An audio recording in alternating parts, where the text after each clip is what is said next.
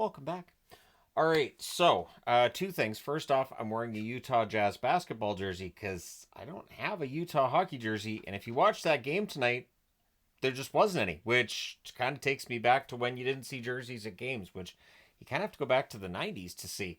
Also, you'll notice that the goal magnets I used for Utah are little stars. Let me go ahead and grab one of these. Try not to make a mess of it. So these are like little stars that I got for free with a bunch of decals that I got. Yeah, I say decals, big deal. And I always said, all right, I'm going to use these someday. I have had these sticker slash magnets for at least 5 years. Yeah. So they get used now. They are officially the goal magnets for Utah until I have proper goal magnets for them. So it's Mrazek versus Ingram. The other choice would have been to use Arizona ones, and I don't really want to do that. Or just generic NHL, and I don't want to do that either. So it's Mrazek versus Ingram, and we didn't know we were in for a goaltending battle. In fact, the first period, that was a tough watch.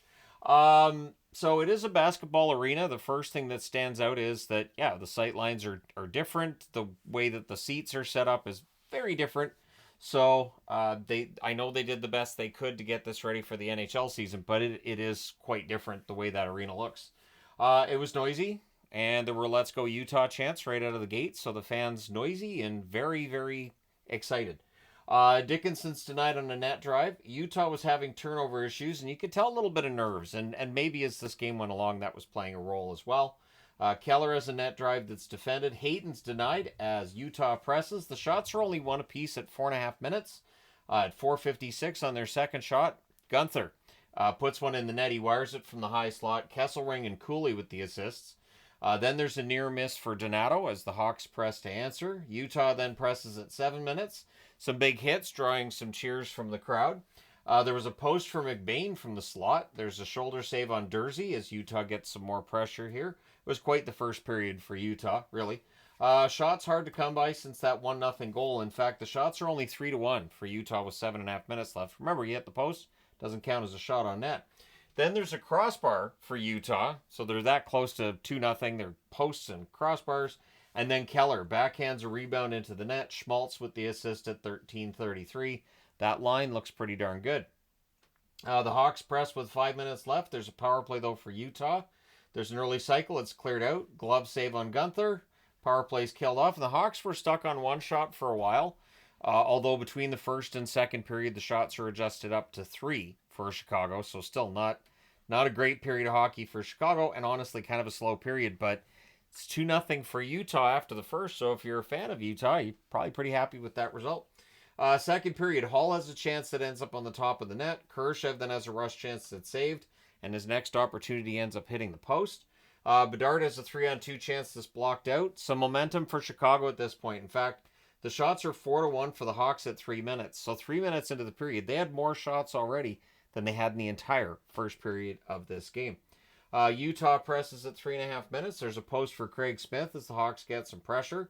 Kurashev has a rush chance that deflects out. Mikheyev has a net drive that's held. Good game so far for Ingram, and he would be tested plenty the rest of the way. Bertuzzi's denied on a rebound. Utah presses at 7.5 minutes. O'Brien then has a 3-on-2 chance that's held. There's some pushing, and at 8:44, Barrett Hayden puts one past, he tips one in as Sergachev puts it past the screen. So Hayden gets the goal from Sergachev and Schmaltz at 8:44. And so it also went off Dickinson before Hayden tips it in. So double deflection. Good luck on that one, Mrazek. It's 3-0 for Utah, and it looks like this game's pretty lopsided and probably done with. But Chicago shows some more fight back. The Hawks look to respond. They end up drawing a power play. There's an early clear, and Utah clears it out again. Pretty aggressive penalty kill. I think part of it is because that second unit for Chicago is basically their fourth line.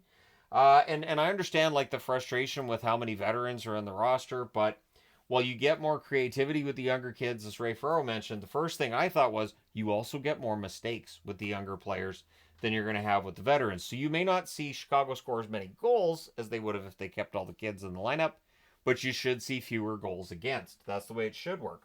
So there's a 3-on-2 rush for the penalty kill that kind of fizzles out, but they do kill that off.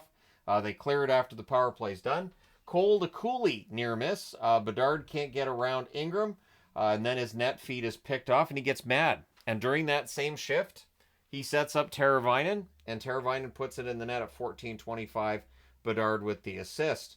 And it was a nice backhander by Tavo to put that in the net. So keep an eye on that duo, because there's definitely chemistry there. Things get punchy on the next shift. Murphy and Dursey go after each other, and then they argue after the fight's done.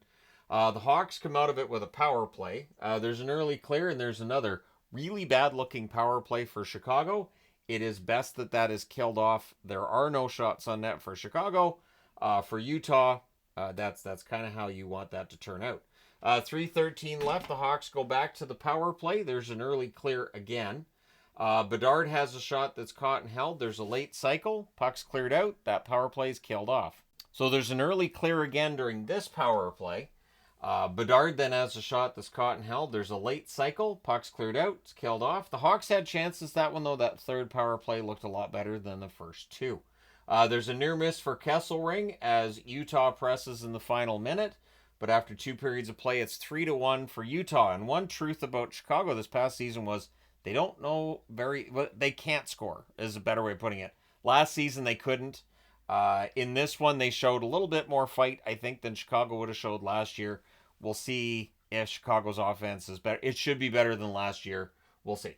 There's an early jump for Utah in the third period. So the second period, it was Chicago that controlled early. In the third period, it's Utah that controls early. Big save by Mrazek here, or big saves, I should say, plural, by Mrazek to keep this game close. 4 shots for Utah in the first minute and a half. So, yeah, Mrazek was busy. Mikheyev fires one wide on a 2-on-1 rush. The next chance for Mikheyev is held. Utah presses at 3.5 minutes. They're kept to the outside. Then there's a kick save on Gunther, and Cooley is denied right after. And then Chicago gets on the board. It's a point shot that's deflected in. Deflected goals, the bane of all goaltenders' existences right now. Foligno from Vlasic and Bedard at 4:46. I figure that's going to continue like last season I'm talking about too. I'm aware not every team's played yet, but yeah, those point shots that get deflected. So that one's deflected, 5-hole. It makes the score 3-2. Tightens up things a little bit. Utah would look to respond. There's a blocker save on a Bedard rush chance, as Bedard had himself quite the game. Shots are 7-4 for Utah at 6 minutes, and the crowd was remarkably quieter after that 3-2 goal, clearly understanding that the momentum was in favor of the Chicago Blackhawks. Hayden then has a near miss on a net drive. The hitting's picking up at this point. A lot of physicality in this. Bedard attempts a Michigan while Cole was without his stick. It doesn't go, but he attempts the Michigan. And there's a lot of debate on TV about how the Michigan now is just a hockey play. And, 5-10 years ago, try it. Just try it. The Hawks press at 9 minutes. There's a near miss for Bertuzzi from the slot. Gunther's denied on a rush. There's a blocker save on Bedard's rush chance. And again, that chemistry with Teravainen is very apparent as this game went along. It is definitely something to keep an eye on for Chicago this year. Gunther had a rush chance then that's blocked out. So Dylan Gunther, speed for days. Lots of speed. This Utah team may not defend very well, but they should score pretty well, and that's important for a team in their first year in a new location. Hall's robbed on a breakaway. Utah then presses with 7.5 minutes left. Joey Anderson's denied in close. More grade A chances, I thought, in the third period than the first or second. Maybe more than the first and second combined. At least it felt that way. The Hawks controlling the game pretty well, just down by the 1 goal, of course. The Hawks press with 3 minutes left. Ingram, solid, maintaining the lead late. Then there's a nice glove save on a Gunther rush by Mrazek. The goalie pull happens with 2 minutes left. Utah ices the puck with 1:38 left. Then Tyler Bertuzzi was a post away from tying it. And it's an empty net goal. Dylan Gunther gets the second goal of the game.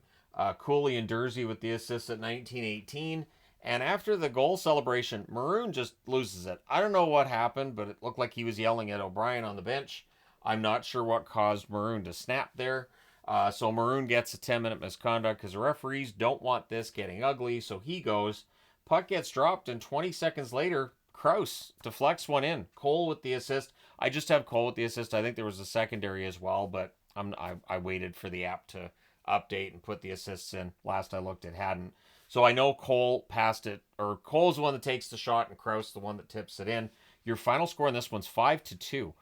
So Utah wins their first ever NHL game at home.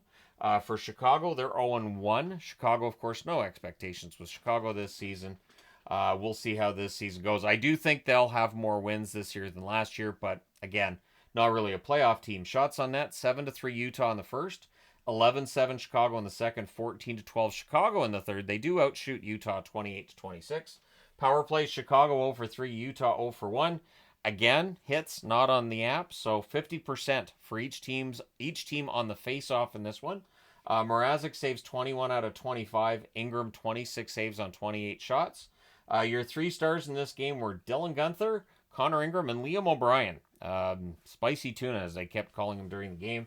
At any rate, he gets into the 3 stars. It was an entertaining game, and we'll see how Utah is this year. At the least, they got off to a winning start, so that's a start. Let me know your thoughts in the comment section below as always. Don't forget to hit like and subscribe in the event you've not done so already. Thank you guys so much for all your support. I will talk to you again soon.